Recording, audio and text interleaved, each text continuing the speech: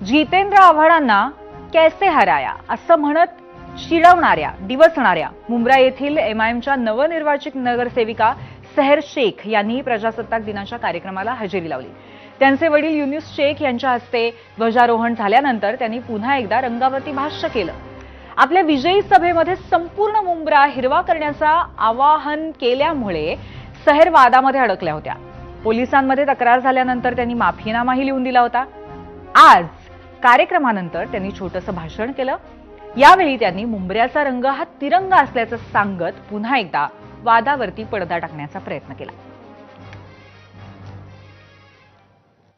Constitution जिसकी हम बात करते हैं, अगर हम इंडिया की बात करते हैं तो हम संविधान की बात करना जरूरी है, क्योंकि वही संविधान है जिसने हर एक जात को, रिलीजन को इंडिया में यूनिटी दिया है, राइट टू इक्वालिटी दिया है, फ्रीडम दिया है। और मुंब्रा में जो आज तिरंगे का कलर दिख रहा है, माशाल्लाह, ये सालों से चलता आया है। मुंब्रा कोई एक कलर पर कभी टिका नहीं रहा। तिरंगा हमारा है, तिरंगे के लिए जिए थे और तिरंगे के लिए मरेंगे। भाजप आणि शिवसेनेची सातत्याने टीका करत असताना सहर शेख आणि एमआयएमच्या नेत्यांना आज एक अनपेक्षित पाठीराखा लाभला आणि तो म्हणजे भाजपचे ज्येष्ठ नेते आणि मंत्री गणेश नाईक यांच्या रूपात। त्यांच्या पक्षाचा झेंडा हिरवा असल्यामुळे सहर तसं म्हणाले असतील, आपणही भगवामय करून टाकू असं म्हणतो असं सांगत नाईकांनी आपल्या पक्षाच्या नेत्यांना घरचा आहेर दिला। मात्र मुंबई भाजपचे अध्यक्ष अमित साटम यांनी सहर आणि इम्तियाज जलील यांच्यावरती टीकेची झोड उठवणं सुरूच ठेवलंय। ऐकूयात भाजपच्या या दोन नेत्यांची परस्पर विरोधी विधानं। महाराष्ट्र त्या मराठ्यांचा महाराष्ट्र आहे ज्यांनी पेशावर आणि मुलतानपर्यंत छत्रपती शिवाजी महाराजांचा भगवा झेंडा हा रोवला होता आणि दिल्लीच्या तख्तावरही भगवा झेंडा शिवाजी महाराजांचा त्या ठिकाणी फडकावला होता।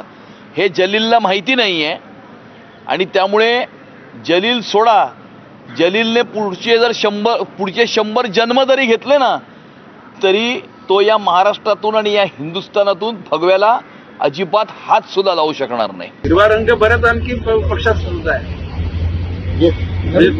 म्हणजे या देशामध्ये मोगलांची सल्तनत चालेल अशा प्रकारची भूमिका असेल तर आम्ही कधी आव्हान स्वीकारू, परंतु त्याच्या बोलण्यामध्ये किंवा ती कोणती त्यांची नगरसेविका तिच्या बोलण्यामध्ये अरे आपण बघा अरे भगवामय करून टाकला तर ती पक्षाच्या अनुषंगाने पॉलिटिकली तर तिने मध्ये काय हारा बना ती ऐकून घ्या। म्हणजे जर तुम्ही जर रोखून बघितलं तर साजून खरोच करायचे म्हणे तर कुठे खरोच करताय नक लावतं।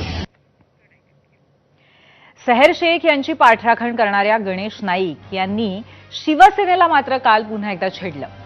ठाणे काही कोणाचा बालेकिल्ला नाही, वरिष्ठांनी थांबवल्यामुळे जिल्ह्यातल्या इतर महापालिकांमध्ये सत्ता येऊ शकली नाही। आदेश दिला तर नामोनिशाण मिटवून टाकू असा इशारा नाईकांनी एकनाथ शिंदेंना आणि शिवसेनेला दिला।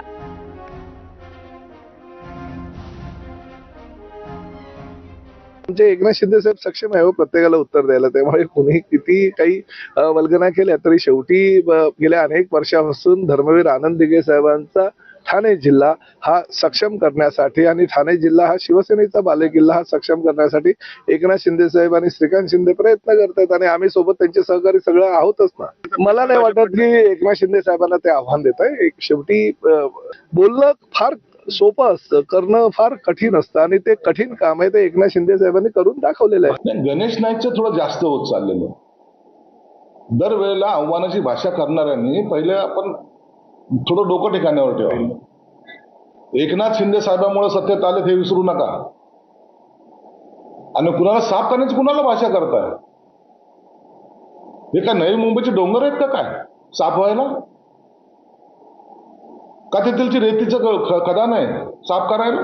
असे अनेक लोक स्वप्न बघतात ना, त्याच्यामुळे गणेश नाही असं बोललेत का मध्ये मला? असं जर बोलले असतील तर स्वतः आता त्याची उत्तरं अनेक वेळा आम्ही दिलेली आहेत, पण गणेश नाईक साहेब जर असं बोलले असतील त्यांनी विचार करून बोललं पाहिजे।